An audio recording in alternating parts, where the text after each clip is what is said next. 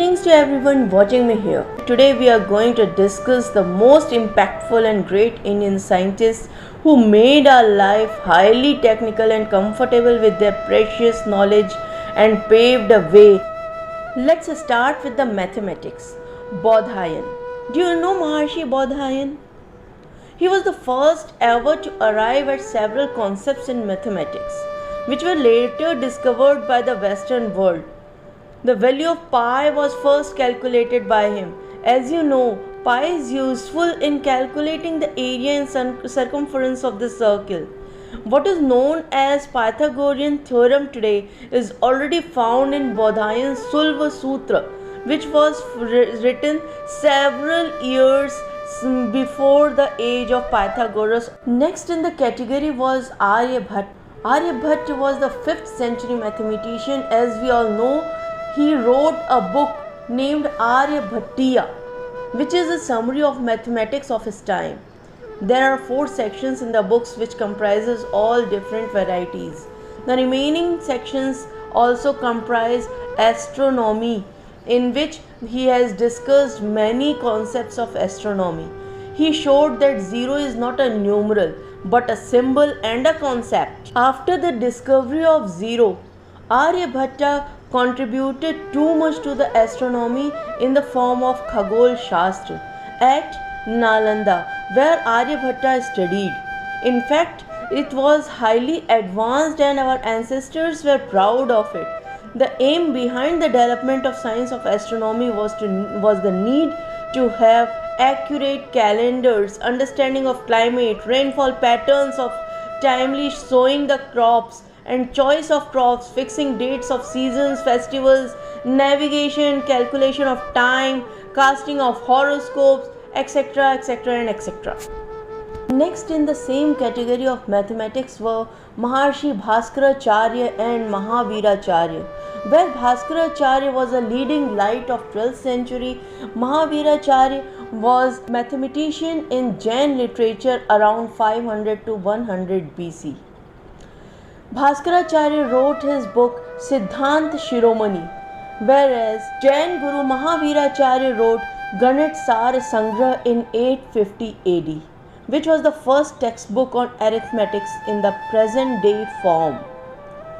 Bhaskaracharya's methods were very elaborated and he solved algebraic equations in a very nicely cyclic method. Mahaviracharya took long before John Napier introduced the world with the current solving least common multiple patterns. Next in the category is Maharshi Kannad. He was 6th century scientist of Vaisheshika school, one of the 6 systems of Indian philosophy.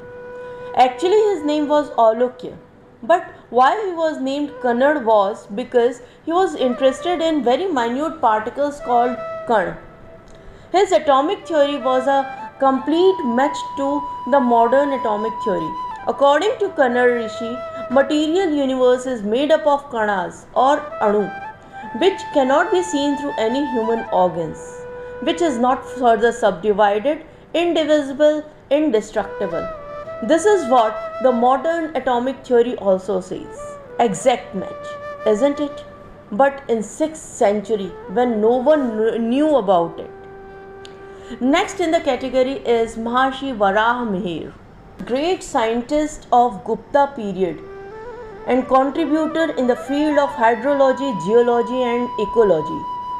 He told that plants could be the indicators of the presence of underground water. He gave a list of 6 animals and 30 plants which could indicate the presence of water anywhere. He gave very important informations regarding termites which go deep down the surface of water level to bring water to keep their houses wet. That is called Bambies.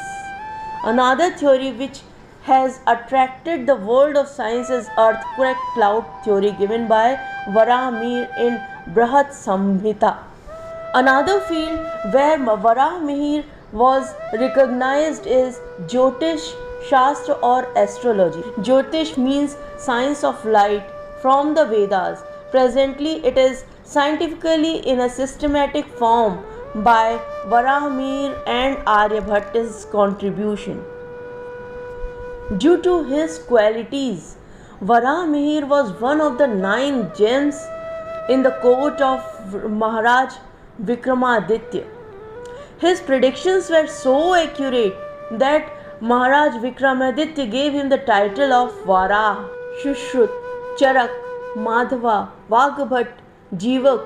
These all are the names of the noted Ayurvedic and medical practitioners of ancient times. These people gave the modern system of medicine called allopathy, which is of Western origin. Shushruta is one of the pioneers in the field of surgery. He is considered the father of surgery. Why? Because he considered surgery as the highest division of the healing arts and least liable to fallacy. He studied human anatomy with the help of dead bodies. In Sushruta Samhita, over 1100 diseases are mentioned, including fevers of 26 kinds, jaundice, and many other plant and animal diseases, and along with the remedies using plants. All parts, roots, bark, juice, resin, flowers, etc. All the parts of plants are used somewhere or the other in Sushruta Samhita for healing and treatment purposes. Almost 3000 years back from now, his greatest contribution was in the fields of rhinoplasty, that is plastic surgery, and removal of cataracts. In those days, cutting off nose or ears was a common punishment, and due to that, plastic surgery was a real boon. Sushruta Samhita was very accurate step-by-step description of all such operations.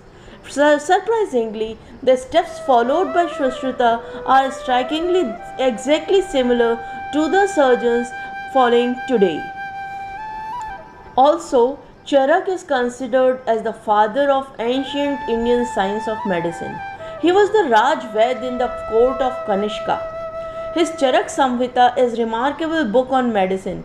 In Charak Samhita also, more stress has been laid on removing the cause of diseases rather than simply treating the illness. Isn't it really fascinating that our medical science was at such an advanced stage in India at thousands of years back? We were so advanced that we knew about plastic surgery, we knew about medical treatments, we knew about genetics, we knew about zero, we knew about LCM, we knew about algebra, everything we had in our hand. So these were the most important scientists in our ancient history who have made biggest contributions. So that is why our India is known as the golden bird of the world. Son Chiraiya, Duniya ki Son Chiraiya.